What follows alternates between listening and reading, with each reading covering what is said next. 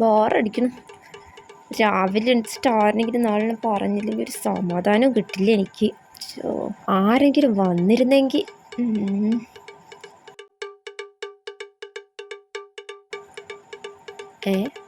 ഓ, ആമിന വരുന്നുണ്ട്. അവളൊരു മോരട്ടൻ സ്വഭാവാ. എന്നാലും കുഴപ്പമില്ല, അവളെ വിളിക്കാം. ആമിന, എവിടേക്കാട് നീ ഇങ്ങനെ വാണമിട്ട് പോലെ പോയിന്? ഓ, ഇവരോ പരദൂഷണക്കാരി. എൻ്റെ കാര്യത്തിലൊരു തീരുമാനമായി. ഞാൻ കടയ്ക്ക് പോവാടി. ഓ, ഇങ്ങോട്ട് ആടി, അപ്പം പോവാ. പോയേക്കാം. ഇല്ലെങ്കിൽ അവരെന്നെക്കുറിച്ചും പരദൂഷണം പറഞ്ഞുകൊണ്ട് നടക്കും. ഞാൻ മരിച്ചു നടക്കാൻ ചിലപ്പം പറഞ്ഞു നടക്കും. നീ ഇങ്ങോട്ട് വാ പെണ്ണേ, അപ്പം പൊക്കോ. അതാ വരുന്നു.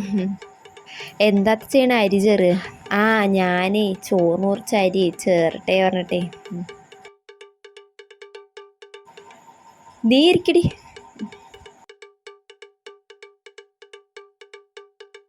അല്ല, നീ എന്തിനെത്ര ധൃതി പിടിച്ച് ഓടണ്? അതെൻ്റെ മകളും മരുമോനും വേണ്ടി എന്തെങ്കിലും വെച്ചിട്ടാക്കി കൊടുക്കണ്ടേ.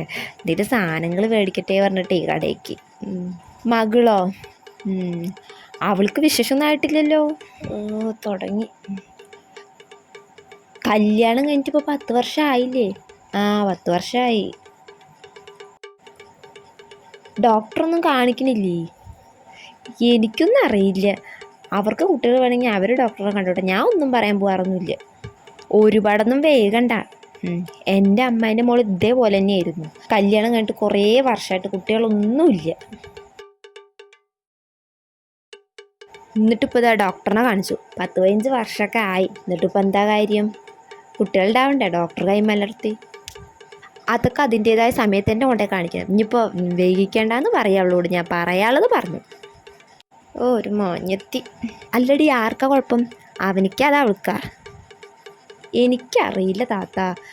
ഇതൊന്നും ഞാൻ ആരോട് ചോദിക്കാനും പറയാനൊന്നും പോണില്ല. എനിക്കെങ്ങനെ അറിയാം? അല്ല, ഞാൻ എന്നാൽ പോട്ടെ. എനിക്ക് പോയിട്ട് കുറച്ച് പണികളുണ്ട്. ഞാൻ പോട്ടെ. അല്ലടി, നീ പോവാണോ? ഇരിക്കടി. റസിയില്ലേ? അവളുടെ മൂത്ത മോളില്ലേ? ഒരഴിഞ്ഞോട്ടക്കാരി. അതന്നെ. ആ പെണ്ണില്ലേ, ഏതോ ചെക്കൻ്റെ കൂടെ പോയിന്നോ കൂട്ടിക്കൊടുന്നോ തല്ലിന്നോ കൊന്നോന്നൊക്കെ പറയുന്നുണ്ട്. നമുക്കിതിൻ്റെ സത്യമായ കാര്യങ്ങളൊന്നും അറിയില്ല. ഇങ്ങനെ ആൾക്കാരിങ്ങനെ പറയണത് കേട്ടു. ഒന്നും അറിയാത്തൊരാൾ.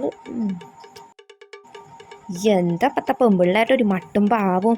ഇതിനുങ്ങളൊക്കെ തല്ലി അങ്ങോട്ട് കൊല്ലണം. അതെന്താ ചെയ്യാത്ത?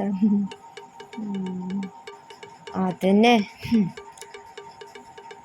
മുട്ടേന്ന് വിരിയാത്ത മുമ്പ് ഇപ്പോൾ ഓരോന്ന് ഓടിപ്പോണത്.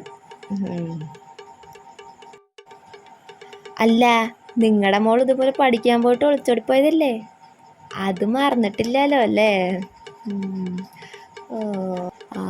അതിപ്പോൾ കഴിഞ്ഞിട്ട് കുറേ ആയില്ലേ? നമുക്കിപ്പോൾ അതിനെ ആലോചിച്ചിരിക്കാൻ പറ്റുമോ?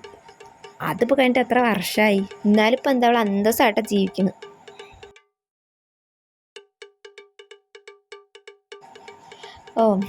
ശരി, എന്നാ ഞാൻ പോട്ടെ കേട്ടോ. നിക്കടി, ഒരു കാര്യം കൂടി പറയണ്ടേ. കഴിഞ്ഞില്ലേ? എടി, നമ്മുടെ ആ സെയ്താലില്ലേ? ഏത് സെയ്താലി? ആ ഗൾഫുകാരനാ? അതന്നെ.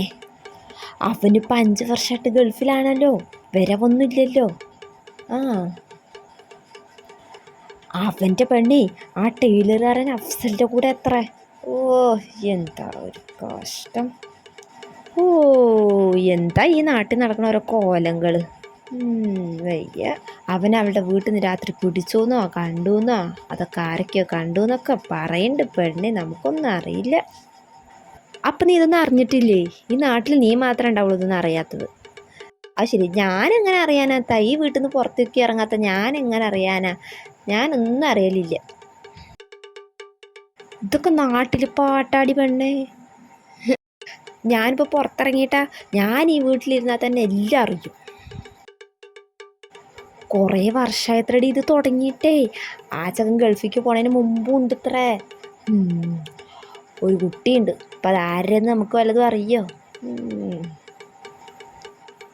ഇവിടെ നിന്ന് എങ്ങനെ തടി തപ്പണം? എന്നാലേ ഞാൻ പോട്ടെ, എനിക്ക് വീട്ടിൽ പോട്ടെ, കുറച്ച് പണികളുണ്ട്. അവരൊക്കെ ഇപ്പോൾ വരും. കുറച്ച് തിരക്കുണ്ട്, ഞാൻ പോട്ടെ കേട്ടോ. ശരി എന്നാ. പോയോ? അവൾക്ക് പറ്റിയിട്ടുണ്ടാവില്ല. അവളാരാ മോള്? ഏത് നേരം മകളും മരുമാനും വീട്ടിൽ തന്നെ. മരുമാനെ കൈവശം കൊടുത്ത് മയക്കി വെച്ചേക്കും അവള്. അവളാരാന്നൊക്കെ നമുക്കറിയാം. ഇനി അവിടെ നിന്ന് ചിലപ്പോൾ ഞാൻ അവരെ കൊല്ലും. മനുഷ്യന്മാരുടെ പച്ചറച്ചത് ഇങ്ങനെ ഒരു പ്രത്യേക ഇഷ്ടമാണ്. എനിക്കും അത് കേട്ടിരിക്കാൻ. അവളും പോയി. ഇനിയിപ്പോൾ എന്താ ചെയ്യുക? മുഴുവനും പറഞ്ഞും കഴിഞ്ഞില്ല. കാത്തിരിക്കാം, ആരെങ്കിലും വരും. നോക്കാം.